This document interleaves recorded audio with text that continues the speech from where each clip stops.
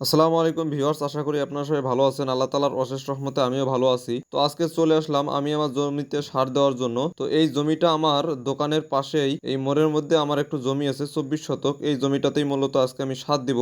তো আমি কি কি সার দিব আমি আপনাদের দেখাই। এই যে বস্তার মধ্যে আমি এখানে ঢালতেছি, এখানে আমি ইউরিয়া সার নিয়েছি, ডিএপি সার নিয়েছি, পটাশ সার নিয়েছি, জিপ সার নিয়েছি। তো এখানে আমার 24 শতক জমি, আর 24 শতক জমির জন্য আমি ইউরিয়া সার, যেটা সাদা সার, এটা নিয়েছি আমি 10 কেজি, এবং ডিএপি সার নিয়েছি 10 কেজি, পটাশ নিয়েছি 10 কেজি, এবং জিপ সার যেটা আছে শাপলা জিপ, সেটা নিয়েছি আমি 3 কেজি। তো এটা আমি সুন্দরভাবে মিক্সার করতেছি, মিক্সার করে আমার জমিতে আমি ছিটিয়ে দিব। তো এটা কিন্তু আমি প্রথমবার সার দিতেছি। আমার জমির ধান লাগানোর বয়স 42 দিনের মতো হয়ে গেল। তো আমি প্রথম সার দিতেছি, কারণ এই যে আমি আপনাদের কিছুদিন আগে একটি কথা বলছিলাম একটি ভিডিওতে, যে আমি শুকনা ধান জমিতে ছিটিয়ে দেই, তারপরে যে চারাটা হয় সেই চারাটাই মূলত আমি আমার নিচু জমিতে লাগাই। তো এই চারাগুলো লাগানোর একটি সুবিধা হচ্ছে যে এই যে ধানগুলো দেখতে পাচ্ছেন যে নড়াচড়া করতেছে, এই ধানগুলো কিন্তু পানির নিচে তলিয়ে গিয়েছিল। তলিয়ে যাওয়ার পরে প্রায় 5-7 দিন পানির নিচে ছিল, থাকার পরে এই যে দেখতে পাচ্ছেন পানিগুলো এখন নেমে গেছে।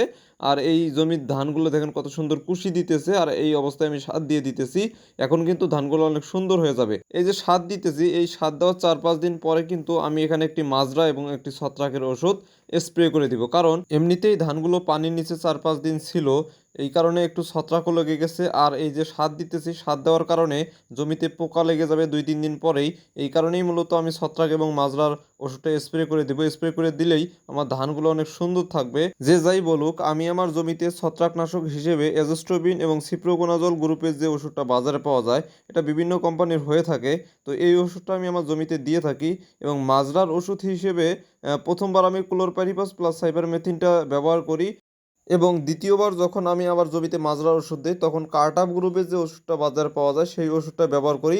এর সাথে অ্যাজোস্ট্রোবিন প্লাস সিপ্রোকোনাজল গ্রুপের একটি ছত্রাকনাশক মিশিয়ে একত্রে আমি আমার জমিতে দিয়ে দিই। ও আরেকটি কথা বলতে আমি আপনাদের ভুলেই গিয়েছিলাম, এই যে সারগুলো আমি ছিটাচ্ছি, এখানে কিন্তু আমি এই 24 শতক জমির জন্য 1 কেজি জিঙ্ক সালফেট মনোহাইড্রেট এটা দিয়েছি, আর বোরন দিয়েছিলাম 1/2 কেজি। এই জিঙ্ক সালফেট মনোহাইড্রেট আমার জমিতে দেওয়ার কারণ হলো আমার ধানের চারাগুলো যাতে উঁচু নিচু না থাকে, প্রত্যেকটা গাছ যেন সমান থাকে, এবং গাছের পাতাগুলো যাতে হলুদ হয়ে না যায়। তারপরে যখন কাস্তর হবে, থোরগুলো যাতে মোটা মোটা হয়। আবার যখন ধানের শীষগুলো বের হবে, শীষগুলো যাতে অনেক বড় লম্বা লম্বা হয়ে থাকে। এবং এই জিঙ্ক সালফেট মনোহাইড্রেট এবং বোরন জমিতে দিলে ধানের যে চিটা, সেই চিটা একদমই কম হয় এবং ধানের ফলন দ্বিগুণ হয়। তো সারগুলো ছিটাতে আমার প্রায় 40 মিনিটের মতো সময় লেগেছিল। তো প্রচণ্ড রোদ, এই রোদের মধ্যে কাজ করতে খুবই কষ্ট হচ্ছিল আমার। তাই দোকান থেকে একটি প্রাণ ফুটো এনে খেলাম।